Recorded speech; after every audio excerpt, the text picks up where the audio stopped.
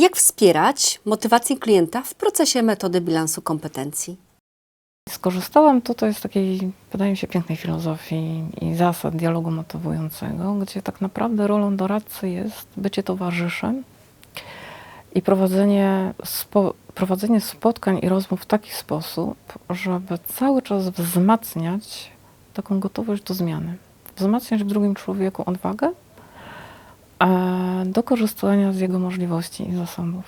Jaka jest rola doradcy w procesie? Ja myślę, że ta rola tak naprawdę za każdym razem jest inna, ponieważ zależy od tego, jaki to jest doradca i zależy od tego, jaki jest klient. Ja sobie myślę zawsze o swojej roli jako osoby, która ma jakąś pewną wyjątkową okazję stać się towarzyszem życia drugiej osoby. I myślę, że moja rola jest taka, żeby być na tyle, na ile ta osoba potrzebuje być, żebym ja była. I ta rola też jest trochę zależna od tego, jaki jest cel. Ta rola też jest zależna od tego, czego potrzebuje ta druga osoba. Ale ja sobie myślę zawsze o swojej roli, że mam jakąś wyjątkową możliwość bycia towarzyszem drugiej osoby i towarzyszyć mu tak, jak ona tego potrzebuje.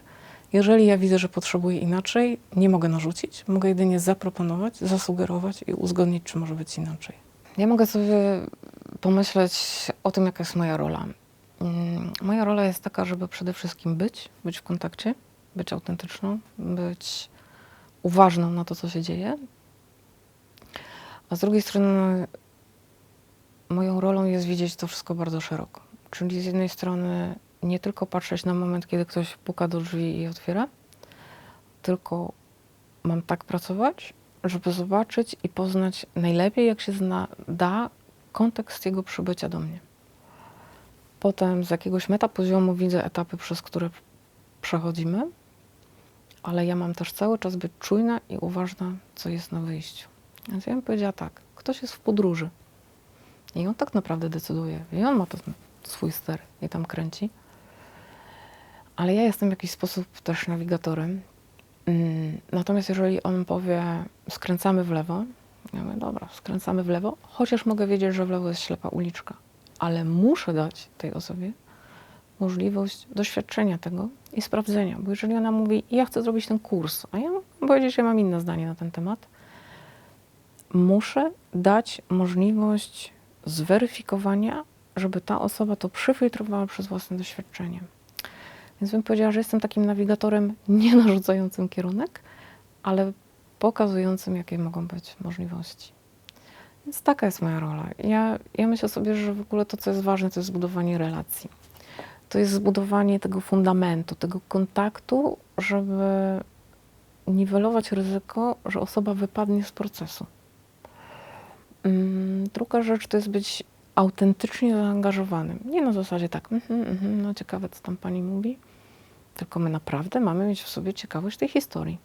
Nawet jeżeli nas z pozoru się wydaje jakaś taka błaha. Ale to jest doświadczenie tej osoby i uważam, że trzeba mieć do każdego doświadczenia każdej osoby ciekawość i szacunek. Następna rzecz to jest być taką ostoją, dawać takie poczucie bezpieczeństwa, żeby osoby ze swoich różnych historii życiowych, które w jakiś sposób nam ujawniają, o których opowiadają, żeby dały nam prawo tego przeformułowania. Czyli jeżeli one odkryją, ja mam takie karty na stole, ja ciągle tracę pracę, ja ciągle potrzebuję się przekwalifikować, one się odkrywają z czymś ważnym, to my możemy to przeformułować, rozumiem, to fantastycznie, czyli pani jeszcze szuka. Ale to oznacza, że jeżeli pani była w tylu różnych kontekstach zawodowych, w każdym z nich pani się czegoś nauczyła i doświadczyła. I czwarta rzecz, myślę, że też być taką rolą trochę gotowego rodzica, który wypuszcza z gniazda dziecko. Żeby to doświadczenie przejścia przez kolejne etapy bilansu kompetencji było na tyle budujące i na tyle dawało siły, żeby ta osoba mogła wdrożyć to, co wypracuje, a jeżeli nawet nie wdrażać, zarządzić w jakiś sposób tymi wszystkimi informacjami, które zdobyła na swój temat, tak, żeby dla niej było dobrze. Jak rozwijać własne kompetencje doradcze? W publikacji jest też taka część dotycząca rozwoju kompetencji doradcy zawodowego. I tak jak ja sobie w ogóle myślę o kompetencjach doradcy zawodowego, to jest ich dosyć dużo, które my powinniśmy posiadać. Ale jest też bardzo dużo, które powinniśmy rozwijać. I teraz skąd my mamy wiedzieć, co rozwijać, co nam jest potrzebne? Ja myślę sobie, że każdy, niezależnie od tego, czy to jest doradca, czy to jest terapeuta, czy to jest psycholog, czy to jest konsultant, każda osoba, która pracuje z drugim człowiekiem, powinna mieć w sobie jakiś taki głód do rozwijania kompetencji. Taką jakąś naturalną potrzebę do tego, żeby uczyć się, żeby zachowywać pewnego rodzaju świeżość, żeby się rozwijać.